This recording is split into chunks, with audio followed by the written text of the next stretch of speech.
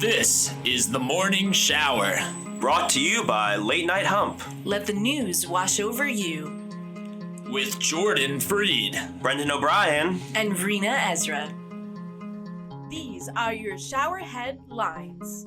A Spirit Airlines flight that took off from Minneapolis-St. Paul International Airport made an emergency landing after a pilot reported a possible engine fire. But after searching for the fire, inspectors couldn't find it, so it must have been a spirit. A team of scientists have begun using AI to track the behavior of breeds of spiders building webs in the dark.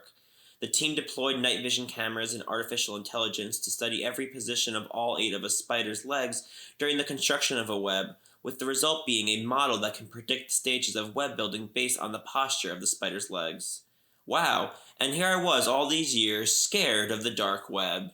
Democrat Beto O'Rourke is running for governor of Texas, pursuing a blue breakthrough in America's biggest red state after his star-making U.S. Senate campaign in 2018 put him closer than anyone else in decades.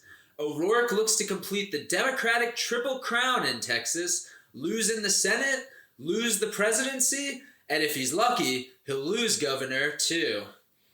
At only 7 years old, Ji Young is making history as the first Asian American Muppet in the Sesame Street canon. The Korean American puppet will make her debut on See Us Coming Together, a Sesame Street special, airing on Thanksgiving.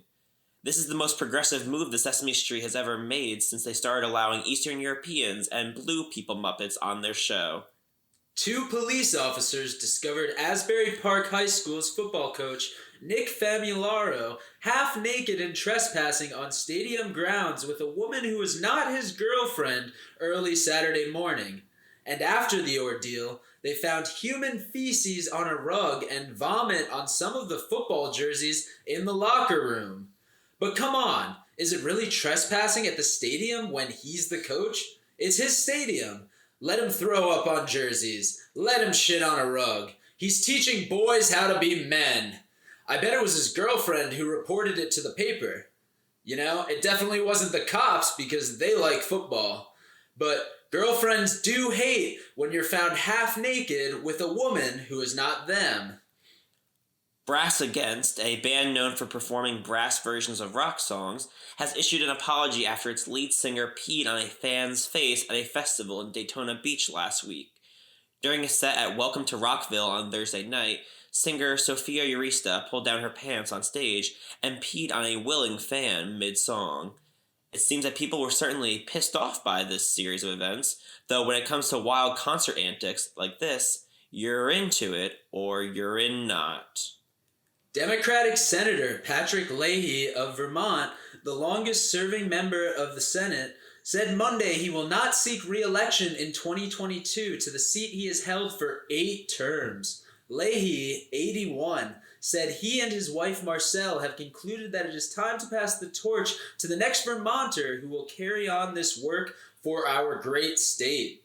The next Vermonter to carry the torch will hopefully be a youthful and energized politician. Have you guys ever heard of this guy, Bernie Sanders? The federal law enforcement agency announced Friday that it's identified the man considered one of the nation's most wanted fugitives. In July 1969, Cleveland banker Theodore John Conrad stole the equivalent of $1.7 million in today's money in one of the biggest bank robberies in the city and was finally identified as the culprit nearly 5 decades later, though Conrad died of lung cancer in May of this year.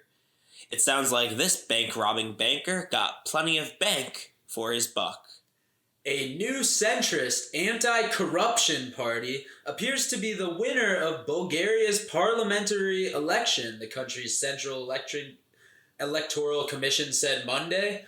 Unfortunately, the corruption parties will figure out how to change that.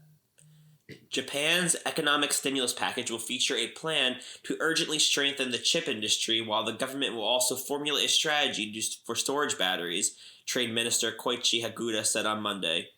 Haguda unveiled the plan days before Prime Minister Fumio Kishida is set to announce a stimulus package worth, quote, several tens of trillion yen to ease the pain of the COVID-19 pandemic and revive the economy.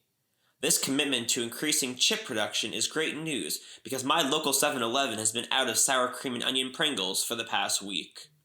An 89-year-old Rhode Island man has achieved a goal he spent 2 decades working toward and nearly a lifetime thinking about, earning his PhD and becoming a physicist. Next, he'll be researching where we go when we die. The UK government on Monday increased the terror level to severe, meaning an attack is highly likely. The decision followed a taxi explosion outside a hospital in England that killed a man. Russ Jackson, the head of counter-terrorism policing in northwest England, said Sunday's explosion at Liverpool Women's Hospital was caused by the ignition of an explosion device that was brought into the vehicle by a passenger. The male passenger died in the explosion and fire that followed, and the taxi driver was injured. Luckily, the explosion was outside of a hospital, so the taxi driver didn't even need a lift. Thank you for showering with us. Lather, rinse, repeat every day before noon. Scrub-a-dub-dub at latenighthump.com.